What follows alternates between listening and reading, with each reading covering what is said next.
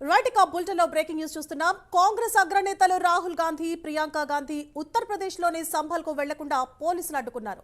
November 24న ఉత్తరప్రదేశ్లోని సంభల్లోని షాహీజామా మసీద్ service సమయంలో అల్లర్లు చెలరేగాయి. ఈ ఘటనలో 5 వ్యక్తులు మరణించారు. 30 మంది వరకు పోలీసులు గాయపడ్డారు. స్థానికంగా ఉన్న ఇళ్లు, వాహనాలు ధ్వంసమయ్యాయి. ఈ నేపథ్యంలో బయట వ్యక్తులు సంభల్ రాకుండా యూపీ ప్రభుత్వం నిషేధం విధించింది. ఈ నేపథ్యంలోనే ఘాజీపూర్ జిల్లా సరిహద్దుల్లో రాహుల్ గాంధీ, ప్రియాంక వాహనాన్ని పోలీసులు ముందుకు కదలకుండా అడ్డుకున్నారు.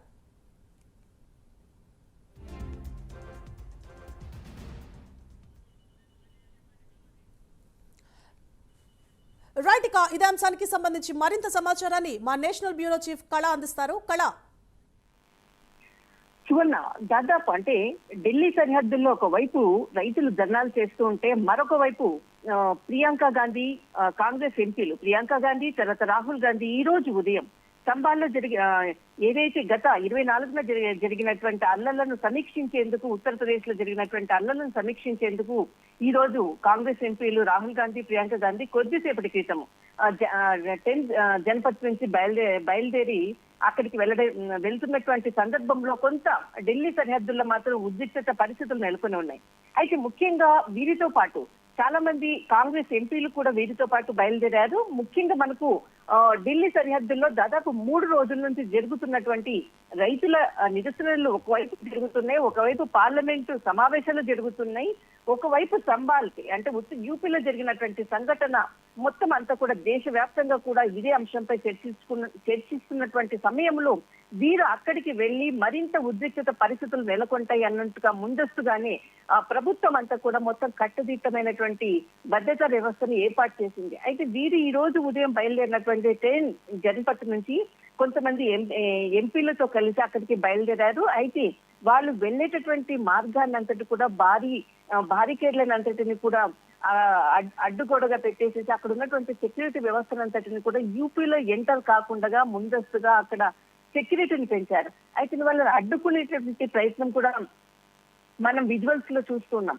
అయితే ముఖ్యంగా ఏదైతే మనకు నోయిడా యూపీ ఏదైతే బార్డర్ ఉందో, బార్డర్ ఉదయం నుంచి కూడా దాదాపు 8 గంటల నుంచి కూడా చాలా సెక్యూరిటీని పెంచడము, ఎక్కడి వాహనాలను అక్కడ అంటే దాదాపు నోయిడా అన్నది కూడా ఒక హైటెక్, మనకి హైదరాబాద్ లో ఉన్నటువంటి ఎంత హైటెక్ సిటీ లా ఉంటుందో ట్రాఫిక్, అంత ట్రాఫిక్ లో ఈ రోజు ఆ ప్లేస్ లో నుంచి వీళ్ళు వెళ్ళడం అన్నది కూడా మొత్తం అంతా కూడా ప్రజలను అంతటి వాళ్ళ వాహనాలను అంతటి సెక్యూరిటీ వ్యవస్థను అంతటిని కూడా పోలీసులు ఒకవైపు చెక్ చేస్తూ తర్వాత వాహనాల నిలుపుదలతో సామాన్య ప్రజలు మాత్రం చాలా ఇబ్బందులు పడినటువంటి పరిస్థితులు కూడా మనం చూసాం. అయితే ముఖ్యంగా వీళ్ళు అక్కడికి యూపీలో ఎంటర్ కాకుండా కట్టుదిట్టమైనటువంటి భద్రతా వ్యవస్థను మాత్రం ఏర్పాటు చేశారు.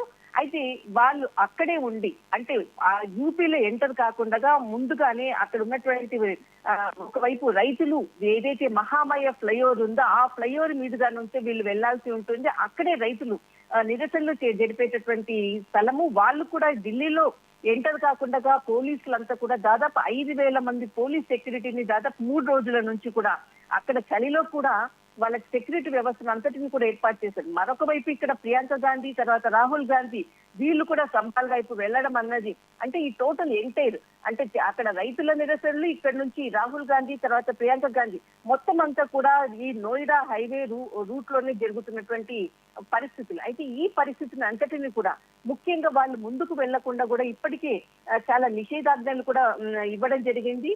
ఏదైతే మనకి ఢిల్లీ సంబాల్లో ఉన్నటువంటి రహదారి పొడుగున ఉన్నటువంటి ఏదైతే జిల్లాలు ఉందో రాజేంద్ర పెన్సియా అయితే వాళ్ళ గౌతమ్ బుద్ధ నగర్, గజియాబాద్ పోలీస్ కమిషనర్లకు ఆల్రెడీ వాళ్ళకి ఇంటిమేషన్ ఇవ్వడం జరిగింది.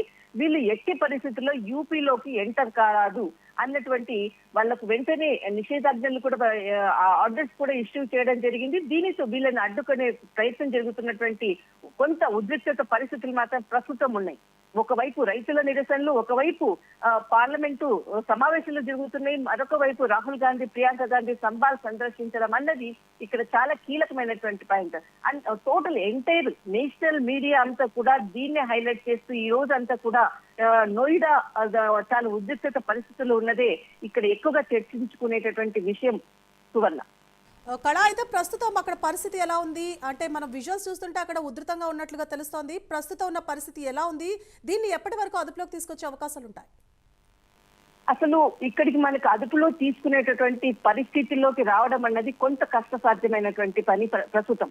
అయితే వీళ్ళు యూపీలోకి ఎంటర్ కాకుండా మాత్రం కొంత అంటే ఏదైతే పోలీస్ వ్యవస్థని మాత్రం కట్టుదిట్టం చేశారు. అయితే ఒకవైపు రైతులు వాళ్ళని అడ్డుకునే ప్రయత్నం ఒకవైపు ఉంది, మరొక వైపు వీళ్ళు అక్కడికి వెళ్లకుండా ఇంకొక ప్రయత్నం ఉంది.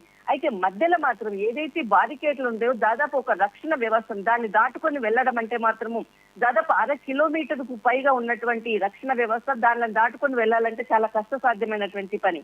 అయితే ఇంకొక వైపు ఏదైతే అంటే భారతీయ మనకు రైతు సంఘాలు ఏదైతే ఉందో కిసాన్ మోర్చా, భారతీయ కిసాన్ మోర్చా తర్వాత మజ్దూర్ కిసాన్ మోర్చా అన్ని కూడా రైతు సంఘాలంతా కూడా రేపు డిసెంబర్ 6వ తేదీన అటు పంజాబ్, హర్యానా, ఉత్తరప్రదేశ్ కి సంబంధించిన ఆల్ రైతు సంఘాలంతా కూడా డిసెంబర్ 6వ తేదీన మరింత ఉధృతం అయ్యేటటువంటి పరిస్థితులు కనపడుతుంది. కానీ ఇక్కడ సద్దు మణిగేటటువంటి పరిస్థితులు మాత్రం కనపడటం లేదు. కానీ వీళ్ళు మాత్రం ఖచ్చితంగా మేము లోపలికి అక్కడికి సంబాల్ ప్రాంతానికి వెళ్తామని ప్రియాంక గాంధీ తర్వాత రాహుల్ గాంధీ ఖచ్చితంగా అక్కడే ఉన్నారు. కానీ వాళ్ళు ఇంకా కదిలే పరిస్థితి మాత్రం ఎక్కడ మనకు దరిదాపుల్లో కూడా కనపడట్లేదు. Right, thank you for the updates కళ.